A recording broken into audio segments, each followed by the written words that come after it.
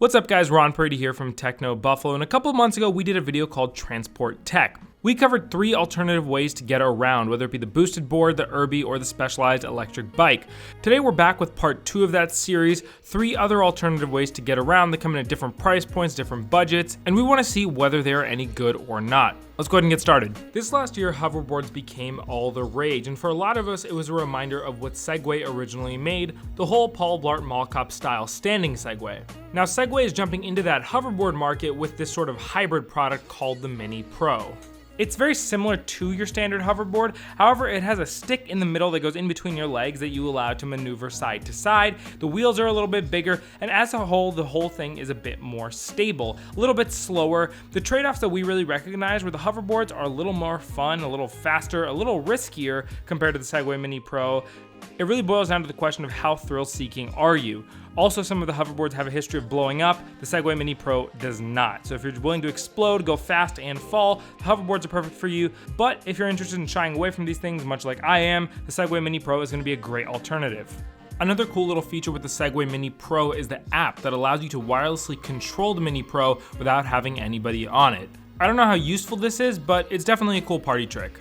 Next we have the Coolwheel D3M. This is effectively a budget version of the boosted board, and in some ways it's better and usable, in other ways it is not. It's way cheaper than a boosted board, coming in at $600 for the dual motor version, whereas for a boosted board you have to be well over $1,000 to get that same dual motor version. However, there's a lot of differences, and you see that price gap really come into play here. While the board is built pretty well, it doesn't have that flexible type deck that the boosted board has, which is not necessarily a con, it's just something cool that I really missed. But the big issues were really with the remote controller. It's super low quality, and there's very low amount of travel on the thumb controller, meaning the acceleration and deceleration is super abrupt. If you've ever ridden an electric skateboard, you know they can be very sketchy. Combine this with the short travel of the thumb controller, and it's an accident waiting to happen. One of the bigger issues with the controller was that it would just randomly disconnect while I was using it. Since we experienced this issue, Coolwheel reached out to us and let us know that this was a manufacturing issue that has now been fixed, but unfortunately we have no way of testing this. But when it did work, it worked well enough at the price range, so if this is going to be something that you're just going to want to have fun with over the weekends, I can recommend it. If you want to use it as a day-to-day commuter, this is nowhere near good enough or reliable enough, and I would recommend shelling out the extra money on something higher end. And last but definitely not least, we have an electric folding bike from Tern called the Vectron. This bike is very expensive. It retails for $3,400, and if you supported them on Kickstarter, you could get one for $3,000. Regardless, this is not going to be a fun toy you just buy because you want to. This is going to be a commuting alternative that you use to get from point A to point B. The good thing is, for that purpose, this bike lives up to everything that you would want, except the folding portability part.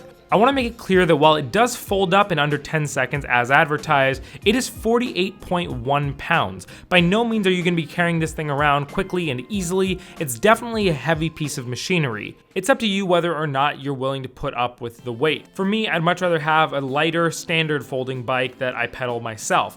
However, once you have unfolded this bike, it works pretty well. The bike itself feels very high quality, it feels very premium. From there onward, you're pretty much just pedaling yourself, so your top speed is really dictated by how fast you can ride a bike.